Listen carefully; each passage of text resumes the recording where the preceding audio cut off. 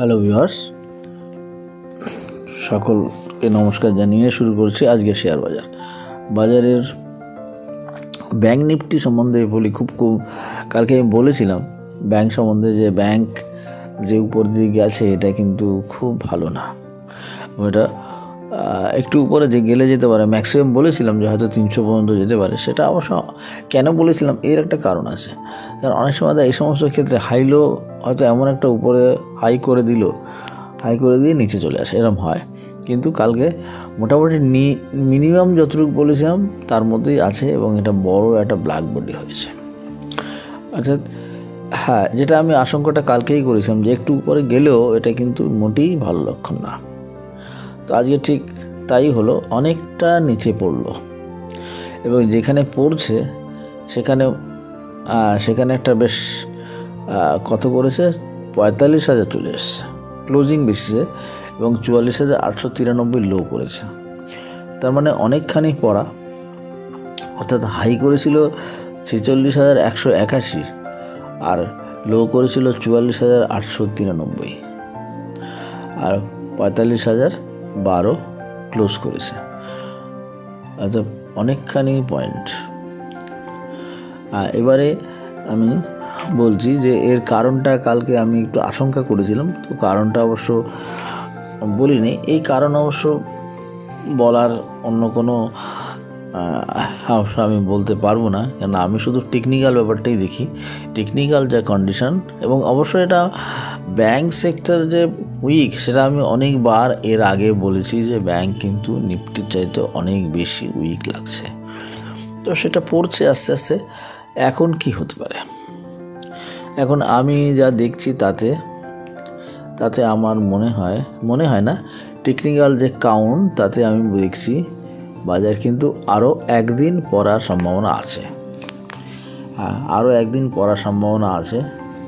এখন এই একদিন পড়াটা হলে কোন পর্যন্ত আসতে পারে, এখন এখান থেকে অনেকগুলো আছে, অনেক রকম হতে পারে। যেরকম টার্গেটগুলো আমি বলে যাই, মানে আমার যে টার্গেটগুলো আমি দেখছি হতে পারে একদম 44,240 পর্যন্ত আসতে পারে লো বেসিসে। কিন্তু 44,360 থেকে 395 এই জায়গার মধ্যে আসার সম্ভাবনা আছে। হয়তো 44,242 যেটা বললাম সেটা নাও হতে পারে, তবে 44,390 থেকে 60 এরকম জায়গার মধ্যে আসার সম্ভাবনা আছে। হ্যাঁ, এবং এই জায়গাটার থেকে কিন্তু তার মানে এই নয় যে এখানে এসে গেলে যে আর নিচে যেতে পারে না, তা কিন্তু না। কেন, এইখান থেকেও আবার একটা হয়তো উপর দিকে যাবে কিছুটা, কিন্তু আরও নিচার সম্ভাবনা আছে। কেন, ব্যাংক নিফটি এর আগের ওয়েবে যে কন্ডিশন তৈরি হয়েছে তাতে কিন্তু আরও নিচে আসার সম্ভাবনা আছে। হলেও আমি আজকে এটুকুই বলবো, 44,000 ম্যাক্সিমাম, মানে এই 360 পর্যন্তই আমি আশা করছি এর মধ্যেই হয়তো একটা উপরে যাওয়ার সম্ভাবনা তৈরি হবে, এটুকুই আসবে। তারপরে এখান থেকে আবার একটু উপর দিকে যাওয়ার সম্ভাবনা তৈরি হবে, মানে এখান থেকে আবার একটু উপরে যাওয়ার মতো অবস্থা হতে পারে। সেটা কালকে দেখার পরে বোঝা যাবে, কালকে হবে নাকি আরও ফার্দার পড়বে, আর সেটা আজকে আগামীকালের বাজার কি হয় সেটা দেখে আমি বলবো। আজকেরটাই বললাম যে এখান থেকে এইটুকু যাওয়ার সম্ভাবনা আছে। লো হয়তো 242 আমি বলছি না যাবে, তবে 390 থেকে 60 এরকম একটা জায়গা আসার সম্ভাবনা আছেই। এই হচ্ছে ব্যাংক নিফটি।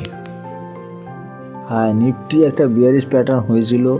নিফটির যা প্যাটার্ন তাতে আমি বলেছিলাম যে আরেকবার হয়তো আগের 22,050 একটা রিটেস্ট করতে পারে, কিন্তু করেনি। 22,050 আগের দিন নিয়ে আজকে 22,011 হাই করেছে। 22,011 হয় একদম পড়েছে এবং এখানে একটা অদ্ভুত প্যাটার্ন ফরমেশন হয়েছিল, যেটা কালকে বলেছি কিনা আমার ঠিক মনে নেই, যে এখানে দেখা যাচ্ছে যেভাবে উঠছে তাদের বাজার কিন্তু বলছে আমি কিন্তু হাঁপিয়ে যাচ্ছি, এবার একটু আমাকে রেস্ট নিতে হবে। এরকমই প্যাটার্নটা তৈরি হয়েছে। এই প্যাটার্নগুলো দেখলে এরকমই আমার মনে হয়।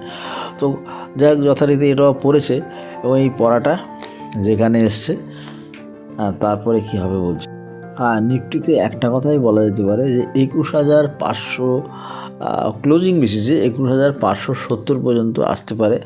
ম্যাক্সিমাম আপাতত 21,540। আমার মনে হয় এর মধ্যেই মার্কেট থাকবে, এইটুকু আসবে। কারণ এখানে হ্যাঁ, এবং উপরে হতে পারে, উপরে কোন জায়গায় যেতে পারে, উপরে যাওয়ার সম্ভাবনা থাকবে। উপরে এখান থেকে যেটা মেইন জায়গা সেটা হচ্ছে লো বেসিসে 21,800, হ্যাঁ 21,800 অথবা 850, 812 এরকম একটা জায়গা হয়তো ম্যাক্সিমাম ওখানে গেলে যেতে পারে। হ্যাঁ, এছাড়া হ্যাঁ এটুকু হতে পারে, আমি এর বেশি ভাবছি না। হ্যাঁ, এইটুকুই। 21,000 লো, এখানে লো বেসিসে বা ওপেন বেসিসে 21,812 অথবা 805 এইটুকু ম্যাক্সিমাম যেতে পারে। এইটুকু হ্যাঁ, এখান থেকে হ্যাঁ, তারপর থেকে ওইরকম একটা জায়গায় আসতে পারে। তো এই হচ্ছে নিফটি। আর এবার আসি আগের স্টকেরও, আগের একটা স্টক আমি বলেছিলাম কেমপ্লাস্ট সানমার্স। এই গত সপ্তাহে, এই সপ্তাহেই মনে হয় বলেছিলাম। তো কেমপ্লাস্ট সানমার্স একটা আপট্রেন্ড আসছে, কিন্তু আপট্রেন্ডটা এখনও হয়ে উঠতে পারেনি, আজও পড়লো। তবে এখান থেকে হয়তো আরেকবার নিচে আসতে পারে। এই সপ্তাহটা এরকমই থাকবে, হয়তো 66 আগে যে লো আছে, লোটা হয়তো আরেকবার টাচ করতে পারে, রিটেস্ট করতে পারে 66, 67। তবে একটা ব্যাপার মনে রাখতে হবে যে 469 স্ট্রং সাপোর্টের জায়গা। এই জায়গাটা হয়তো ব্রেক করবে না, এই জায়গাটা আমরা দেখতে হবে যে এই জায়গাটার উপরে দাঁড়িয়ে আছে কি না। এই জায়গাটা 469 একটা খুব স্ট্রং সাপোর্টের জায়গা।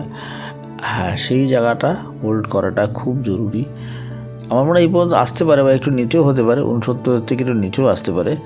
তবে শেষ পর্যন্ত হয়তো চেষ্টা করবে দাঁড়ানোর জন্য, 72-73 উপরে দাঁড়ানোর চেষ্টা করবে। এটা হয়তো এই আগামীকাল দেখা যেতে পারে। হ্যাঁ, এই হচ্ছে সানমার। তবে নেক্সট উইক থেকে আবার এটা আপট্রেন্ডটা শুরু হওয়ার সম্ভাবনা। নেক্সট আপট্রেন্ড, এটা একটা ছোট আপট্রেন্ড হয়েছে, কিন্তু এখানে সেই আপট্রেন্ডটা কীভাবে হবে, এটা কি প্রচণ্ড গতিতে উঠবে না ধীরে ধীরে, সেটা অবশ্য নেক্সট উইকের শুরুতে অবস্থা দেখে বলা যাবে। আপাতত এইটুকুই যে আজকের দিনও কালকের দিনও একটা পড়ার সম্ভাবনা আছে। আমি মনে করছি 669, 469 বা 66, 67 আবার একটা আসতে পারে। এই জায়গাটা হোল্ড ক্লোজিং বেসিসে হয়তো নাও হতে পারে, হাইলো বেসিসে হতে পারে। তো এ হচ্ছে সানমার।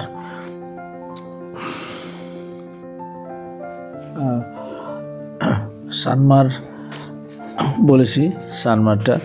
এরপরে নেক্সট স্টক আমি এখন নতুন কোনো স্টক রিকমেন্ড করছি না, কেননা যত স্টক দেখছি কোনোটাই ঠিক জায়গা মতো নেই যেখানে কেনা যেতে পারে। হয়তো কোনোটা অনেকটা বেড়ে কারেকশান হচ্ছে, কোনোটা কারেকশানটা শেষ হতে চলেছে, এরকম একটা পজিশন আছে।